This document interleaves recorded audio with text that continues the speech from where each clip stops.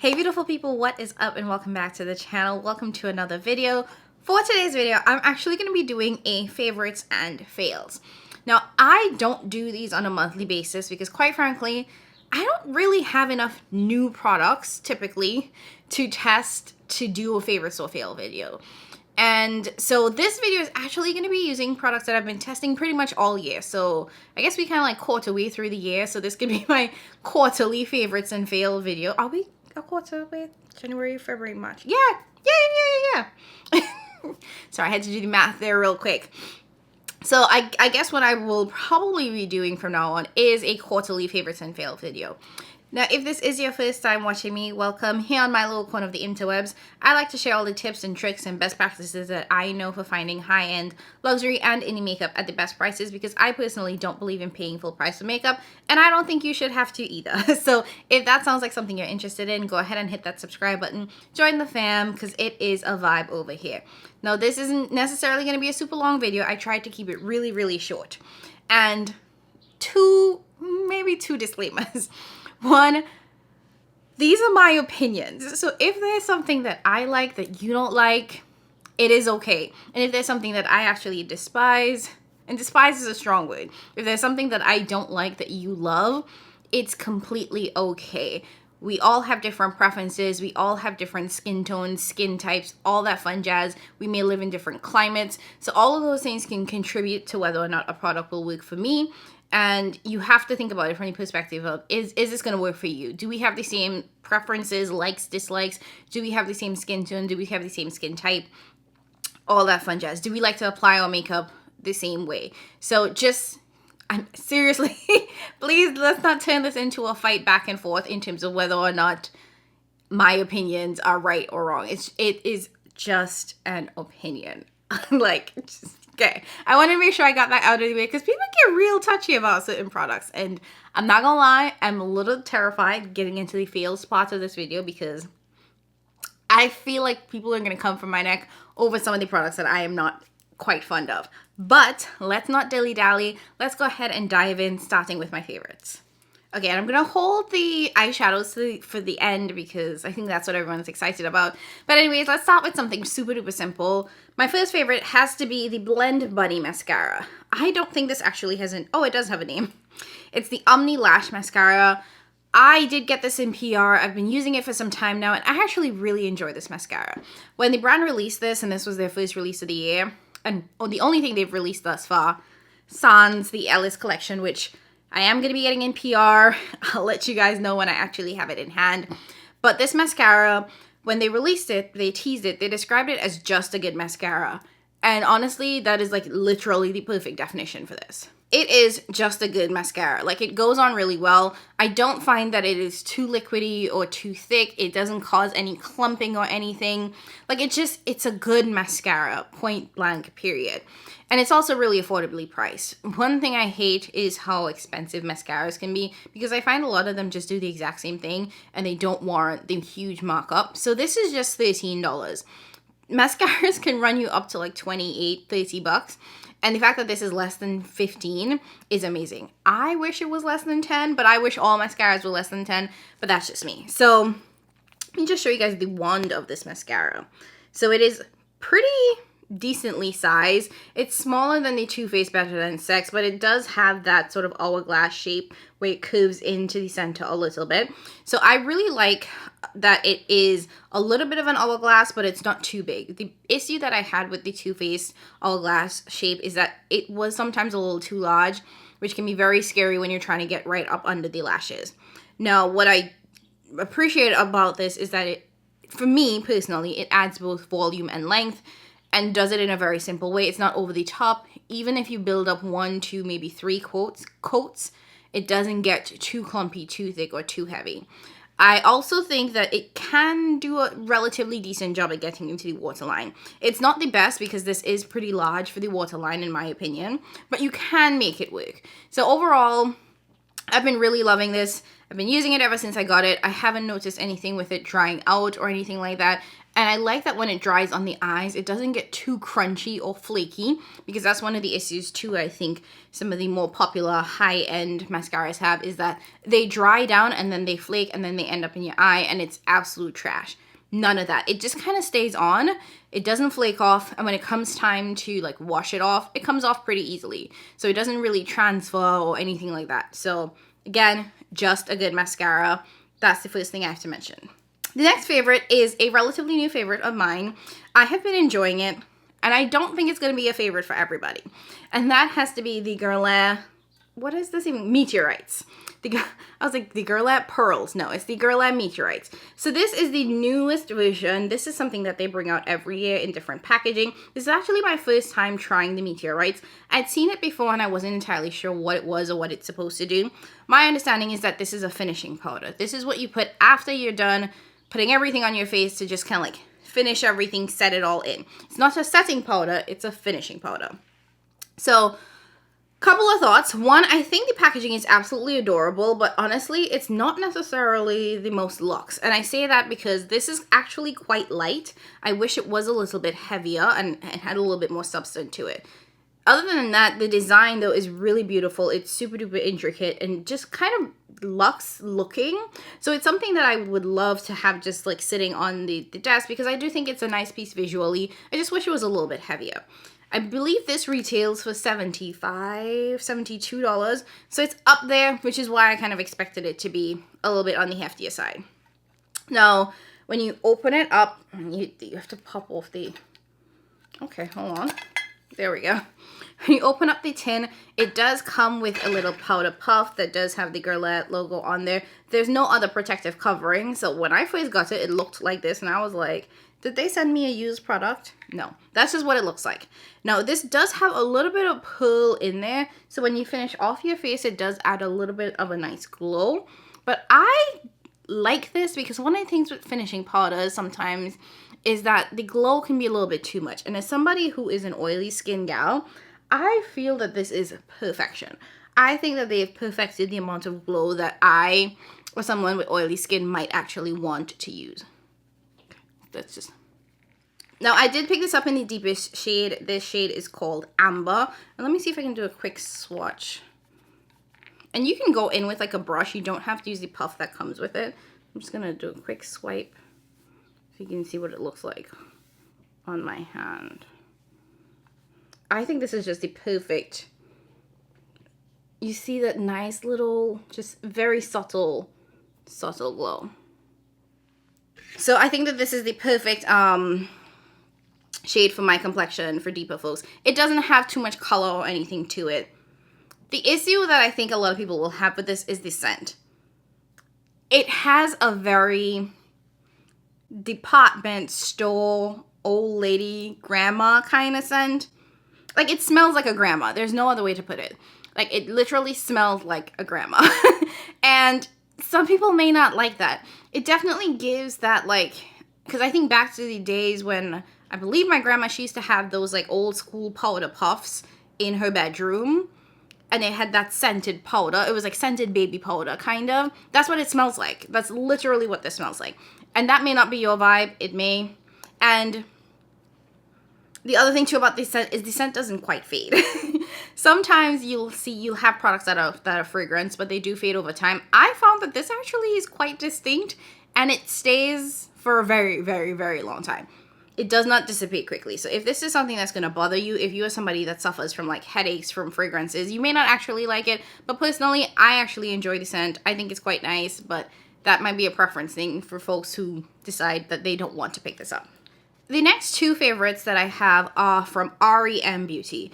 If you didn't know, this is Ariana Grande's line. This was originally owned by Morphe, but ever since they've done that whole bankruptcy lawsuit thing, I believe that this is now Ariana's brand. I don't think it's sold to another major company, but I believe that it kind of sits with her right now. Anyway, I was intrigued because they had a collection. I'm going to assume it's their summer collection. And as a part of that, they added a couple new blush shades in this satin matte blush format. Or I guess, is this a new I guess it was a new blush, or I can't remember if it was a new blush entirely or new blush shades, but they added blushes and a bronzer. So I picked up the Strawberry Nebula blush. This is what it looks like. It's a beautiful, beautiful bubblegum pink. You know, so many brands are doing this really, really bright, beautiful bubblegum pink. And I wanted something that was on the more affordable side. REM Beauty is surprisingly affordable considering that their products are made in Italy. This blush, I believe, retails for like $20. And honestly, y'all, the formula in this is superb. One of the reasons why I was particularly interested in this as well is because it's described as a satin matte blush. And I know it kind of sounds a little counterintuitive, but it is a matte blush in that there are no like pearls or like no pearlescent finish to it, so you don't get a glow to it. But it is satin in that it goes on really nice and it doesn't feel like it's sucking the life out of your skin. So the formulation of that is what interested me in picking it up. And honestly, it applies on the skin beautifully. It blends out beautifully. It creates such a stunning matte look. You can share it out. You can build it up. I've been really enjoying the blush. So much so that I did actually pick up a second shade of it. It's in my little pile of things that I bought. I just haven't used it yet. The other thing from the collection that has become a favorite of mine is the bronzer. Now, the bronzer comes in similar packaging. The big difference is that the bronzer actually has a mirror, whereas the blush doesn't. And I believe this retails for like $5 more. So if this is $20, this is $25. Again, these are the prices that I like to hear. And this is also made in Italy, if I'm not mistaken. Yes, made in Italy as well. So very, very high quality. Now, this I think is the second deepest shade. This is Coconut. Again, it is a sort of matte blush. There's no sort of shimmer to it. And honestly, this is what I would describe as just a good bronzer. Just a good bronzer. And it's one of those that has a more natural finish, in my opinion. So it does not lean too red. It does not lean too orange, which is what a lot of deeper blushes can do. This is kind of like in the neutral vein, which I think makes this more wearable, more everyday friendly, and really good for beginners, because sometimes when you get a bronzer that's too red, it can look like you're bruised. So I really like bronzers that tend to lean with a more neutral undertone. So this is also one that I have been loving a ton, as you can probably tell by the like wear and tear and the dirt on the bottom of this one. So these two REM pieces, absolutely amazing. And considering that was my first time trying the brand, it did get me intrigued into trying other things from the brand, especially since that they are a lot of Italian made formulas and at an affordable price. I was intrigued, I'm not gonna lie. Next up, Win Beauty. So I do have a first impressions video on a number of products that I tried from the brand, and I have been wearing it all week long. I've been really sort of like testing the longevity and how it works with different primers and setting sprays, and I have some thoughts. So first and foremost, the skin tint. Now, if you guys watched that original video, I'll try to remember to link it down below. When you saw me apply it, you saw that this is a very radiant skin tint. And it does say that. It says that it has radiance and hydration in it. And quite frankly, skin tints tend to lean a little bit more radiant. So I was very concerned going into this, knowing that it was a skin tint and not a foundation. But honestly, you guys, this might be the first skin tint that I actually like. For a couple of reasons. First and foremost, this does not get oily throughout the day. Even though there's radiance when you apply it, and it's very clear from jump that it is a radiant finish, once you add your concealer, once you set it with your powders, it just kind of stays. It does not get overly glowy or overly oily or overly radiant throughout the day, which is something that I experienced with other skin tints, like my Fenty Beauty skin tint. So I found that over time, it just looks like I'm getting greasier and greasier and greasier. And this, I found, really does last, and it doesn't make my skin look any oilier. It does offer light coverage, but that's expected. It is a skin tint. That's what they're supposed to do. I don't think the buildable claim is really there necessarily, but also, like, if you want something to be, like, if you want coverage, don't go for a skin tint, if that makes sense. Speaking of coverage, though, the second favorite I have to mention is the concealer. If I like the skin tint, I love the concealer. Something about this concealer is fabulous. One, it offers very solid coverage. I would say it's medium to full coverage. So where the skin tint doesn't get to like certain points. So for example, I have some acne scars as well as hypopigmentation. I'm able to go in with the skin tint and just kind of even things out where I need to. And even though this does offer a lot of coverage in my opinion, it's not heavy. And it also does not crease. One of the things that I've realized in doing my makeup the past couple of months is that the Sephora concealer, which I'm blanking on the name of it. What's it called? The Sephora Best Skin Ever concealer, which is one that I used to rave about, actually creases on me. I don't know if that's a new thing or if it's just something I didn't notice, but I've actually slowed down on how often I use that because I do realize I get creasing in this inner part of my eye. With this concealer, I don't get it at all. And like I said, it's lightweight, it's not too heavy. It's actually really nice. And speaking of affordability and high quality, one of the things that I just realized too about these products is that the concealer is actually made in Italy. So this is an Italian formula for concealer. It does say that the skin tint though was made in USA, which is really cool because I find that I don't see a lot of made in USA products. So it's nice to know that this is USA made, Italian made. And I will say that I do appreciate the lime green packaging. It's very easy to spot and very on brand for Serena Williams, given her, you know, career as the GOAT of tennis. And lastly, for my favorites, I have two eyeshadow palettes to mention. First and foremost, the Adept Flying Fiddles palette. Like, this was just a killer release for the year. Honestly, everything from the packaging with this, like, stunning lace. Is this lace? I guess, design with the roses, beautiful, to the color story, which is that spicy neutrals, which you guys know that I absolutely love. And the fact that the multi-chromes and the special shades and the shimmers in here are that fine, thin formula, not the super chunky formula. It's more than I could ask for. I love this palette. I had to tell myself to put this palette down. And I love that this is a palette that is extremely versatile in that I can get neutral leaning looks with a little bit of va-va voom, a little razzle dazzle, as well as some pretty decent colorful looks as well. So this is one that completely stands out because that's where my preferences are right now when it comes to eyeshadow. And you probably guessed it. The second standout for me has to go to the Groovy Garden palette. First and foremost, I mean, this red, this is just fiery goodness, stunning. Like, this alone bumps this up so far on my list, you guys. It's such a beautiful shade. I can't get over the shade. You guys know I bought it for the shade. Taking that shade out, and honestly, also taking the price away from this, because if we were just judging this on price alone, this would be a fail. But I had to tell myself, let me just judge this based solely on the quality of the palette, because I don't want to go down the rabbit hole of the price. I do have a full sort of review on this, so check that out. It does get very, very in-depth in terms of price, packaging, and performance if you want to know how I feel about the 3 Ps. But taking all of that aside and just thinking about how I feel about using this palette, I absolutely love it. The mattes in this blend like a dream. This might be, and it took me a lot to get here because you guys know how I feel. This might be my second favorite matte eyeshadow formula of all time. Blend Bunny still holds my heart. There's just no ifs, ands, or buts about it. But the Ensley Rain matte formula, these shadows blend themselves.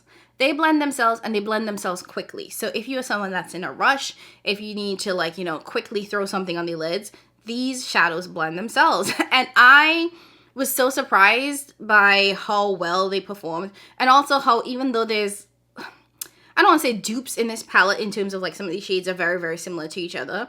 Even though they are similar, they are still quite distinct and they show up distinct on the eyes. Did we need all of them? No, but they do have differences in them in reality. I do wish that they would create smaller, cheaper palettes, but that's neither here nor there. I absolutely fell in love with this formula. I have to tell myself to put it down, to look for something else, to like use something else. And quite frankly, given how much I love this, I have been looking into getting the redesigned, revamped, I think it's called Flower Moon palette, because it's so pretty. And it's also one of those spicy neutrals palettes. So that's kind of where I am. I'm obsessed. One thing I will flag though for this palette, just really quickly, is that the smooth shimmers in this are absolutely amazing. The chunky ones, I think those are easily duped by other brands. And honestly, they feel the most like a private label formula.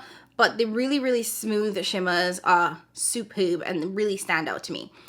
And I say they feel like a private label formula. I'm not claiming that they are, because the brand has said that their products are a unique formula, handmade or hand pressed, one of those.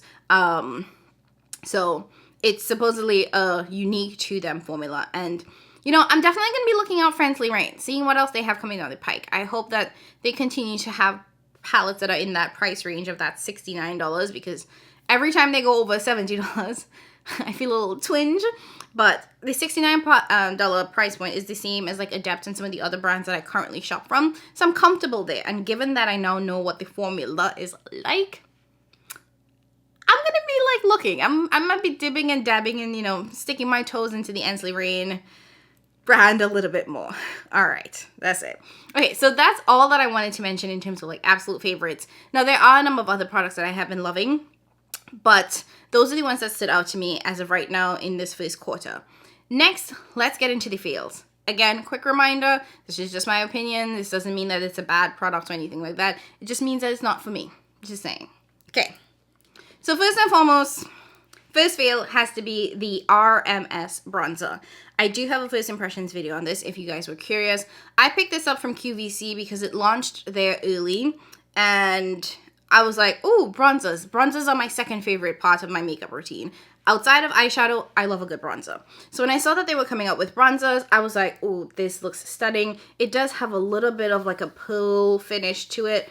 So I was curious as to whether or not this would work for my complexion. Because mind you, I have the shade Bikini Beach, which is the deepest shade in this lineup. This is the deepest shade. Yes. So when I got this, and I applied it, and this is one swipe, but you know, we gonna keep building just so that it's very clear. I was confused, not because of how light it was, because you know, I'm used to like, sometimes you just don't find things in the right skin tone. I was confused by the fact that it was gray. Like, why is it gray? Why is it gray? That's a contour. That is not a bronzer. Yeah, that's a contour, that's not a bronzer. And the more I build this up, the grayer it gets. So something about the pearlescent finish in this is just not good for deeper skin tones, because it turns gray on us, which makes it more of a contour than a bronzer. So I think that there were a couple of issues with this. First being the fact that the undertone or the pearl makes it very gray. And then second being that this is the deeper shade. So like, if you are deeper than me, hell, if you are me, this doesn't really work. Now, I did keep it for a couple of reasons. I would like to do more nose contouring. And because this is light enough, where it's not too intense, I've been using it as a nose contour, because that's really the only way I can use it. I can't use it as a bronzer. It's just too light, too gray. But it works as a nose contour. Granted, did I need that big of a product for a nose contour? No. So it is a fail in the sense that it doesn't do what it's intended to do, at least on my complexion. But I'm making it work, because that's what we do. Now, the next product that I want to talk about is actually one that I returned, because one thing about me is if I spent my money and I can return it and it doesn't work for me, I'm gonna return it. So I will insert a photo, and that is the RMS setting spray. So when I purchased the RMS bronzer and the RMS blush, which you guys saw is in my favorites, I also grabbed the setting spray. It was really affordable. It was described as a hydrating, mattifying setting spray, which I was so confused because it didn't make much sense to call it hydrating and mattifying at the same time. I was just like, is it gonna make me oily or is it gonna keep me matte? It made me oily. And when I tell y'all I was oily, I have never been so shiny in my life. Even after like dabbing and like touching up throughout the day, by the end of the day, I was looking like you could fry a piece of bake and saltfish on my face. Like literally, you could cook an entire meal on my face. It was that greasy. It was that oily. So I immediately took it back. I did try it a couple times, at least 3-4 times. And after that, I was like, okay, no, there's no way. There's no way that this works. If you have oily skin, that's not going to be the product for you. So the RMS setting spray is not going to be it for us oily skin girls. The next product that is a fail for me and will be going back is the Win Beauty Featherweight Lipstick. This is in the shade Speak. Now, I have nothing against the shade of this. It's completely fine. I love the color. I love the tone. The formula, not so much. So the formula, I thought it was going to be a little bit more satin-like, a little bit more comfortable on the lips, but honestly, it felt like a matte lipstick, which I was confused by because they do have a matte lipstick line. So I thought that this would feel different and feel lighter, which makes me concerned that the matte lipstick is just going to be super matte. But so first, the formula was just not for me. It just felt a little bit too matte, a little bit too uncomfortable. And then secondly, this still smells absolutely atrocious. Now, I let this air out because I was like, maybe it needs to air out a little bit. Nope. It smells so bad, you guys. It smells chemically. It smells like a warehouse. It smells, you know, like them mothballs that you put, the white mothballs that people would put in their closet to help with the smell. It smells like a mothball. It's so bad. It's so bad. I don't feel comfortable putting this on my lips, given the fact that it smells like this, given the fact that I aired it out and it still continues to smell like this. So this is going back to the store. I did not notice this when I swiped it or swatched it in store. So I don't know if I got a bad one. So if you have this product, please let me know if you also have one that smells like this, because it just don't make sense. Now, this is also a product that's made in Italy. It has an 18-month shelf life. I'm just going to assume or chalk it up to the fact that I got a bad one, because the shade was really pretty. Let me actually swatch it for you guys. And if you want to see like my first reaction, definitely check out that video, that first impressions video. But this is, like I said, the shade Speak.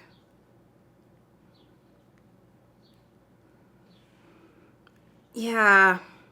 And even like swatching this now, like I said, in store, when I swatched it, it felt creamier. It didn't feel as matte as this, which is why I'm just confused, because this feels matte, and that's not what it felt like when I tried it on in stores. So I might just return this and try to swap it for a different shade or something. Oh, that smell is disgusting. I can't get behind it. Okay. Lastly, and I specifically saved this one for last because I'm hoping all of the people that will get mad at me would have stopped watching by now. The Jackie Aina fragrances. The Forever Mood fragrances. You guys saw, I did purchase the Discovery set, so I wanted to try all of the fragrances, see which one was for me before I decided to buy anything. So I got the Discovery set during the Sephora VIB sale. Just so you know, see what it do. I am so glad I did not blind buy any of these, because I don't like any of them. Oh my god, I'm like so hesitant because I feel like I'm gonna get yelled at. Let me just break it down for you guys. The first two fragrances, like I said in my review, they are very gourmand. So they are very heavy on the food smelling aspect of it. And I am not somebody that prefers scents that smell like food. So that was something that kind of turned me off a lot. And quite frankly, Hard to Get, which is the one that is like the lemon citrusy version, that actually gave me a headache. It was very uncomfortable. It gave me a headache. So it was definitely not for me. Then we have the other two, You Remind Me and the NDA. You Remind Me is that clean girl scent, but it's so clean that you don't smell it. Does that make sense? Like, it's gone. Like, you sniff it, like, you get that first whiff and you're like, oh, and then it's gone. It's just gone. And NDA, the first smell of that was like a hard pass. Now, as it dries, it does get a little bit better, but what I should say is that when you spray all of these fragrances, the initial whiff that you get, I hated all of them. That initial first smell, I was like, there's no way. I despised all of them. One, there's a very strong like alcohol scent that hits you initially, and not in a good way, if that makes sense. I'm not a fragrance review channel. I'm not an expert. I'm just telling you guys how it felt when I smelled it. It's like I got this huge whiff of alcohol that kind of smelled like rubbing alcohol, that kind of smelled like, if you're from the Caribbean, you know that, that liquid they used to put on your head when you would get a headache. Woo! If you know, you know. But like rubbing alcohol, that's kind of like the initial scent that you got before you even got the notes of the fragrances. And that kind of threw me off because I was like, what's going on? Then as it dried, the notes started to peek through. And one of the things that I feel like I noticed about this, at least for me, was how simple the fragrances were. And I'm not saying that to say it in a bad way. I'm saying it to say that it did not feel very complex when I really like sat with the fragrances. What I love about fragrances is when you get all of the different levels of notes. So typically there are top notes, there are mid-level notes, and there are base notes. And as the fragrance wears throughout the day, you start to see those different notes peek through as it dries down, as it mixes with your body chemistry. This was kind of like, here are all of the fragrances all at once, and it was simple. There was no complexity to it. And that was a little bit of a turn off for me because I like seeing fragrances transform as you wear them and the different levels of notes peek through. And I did not get that with these fragrances. In addition to not getting the complexity of the fragrances, these have the lasting power of a Bath & Body Works body spray. I don't know how else to say it, but I feel like at best, and I mean at best, and I'm trying to be generous here, you get maybe 3 hours of wear. And I'm saying 3 hours unbelievably generously because for me it felt like I sprayed these, sat down to have my coffee and put on my makeup, which is like an hour, let's say an hour and a half long process. And by the time I was done, I couldn't smell a thing. So I really, really struggled because I was like, where'd it go? And mind you, I am not somebody that's frugal when it comes to my spritzes. I like to drown myself in a spray. I like to smell it. Like, I will go a little bit overboard sometimes. Like right now today, I am wearing a Jo Malone fragrance. I've had it on for at least 4 hours, and it is still very strong, very prominent. And like I said, I did the Jackie Aina fragrances, and it was like, did I remember to put on perfume today? That's what happened. That's literally what happened. So I did not buy any of these in the full size because when I really, really sat down and I like watched how they wore, looked at their longevity, looked at the different notes and what would peek through, again, it goes back to that it wasn't complex enough and there was nothing. So that's kind of what it boils down to. Anyways, my camera is telling me I have no time left on this, so I don't know if this is actually filming or not. But that's it for me, guys. I hope you guys enjoyed seeing my favorites and my fails. Let me know down in the comments below, what are the products that you've been loving or enjoying for this first quarter of 2024? And what have you not been enjoying? As always, thank you so much for watching. I appreciate you so much more than you know, and I'll catch you in my next one. Bye!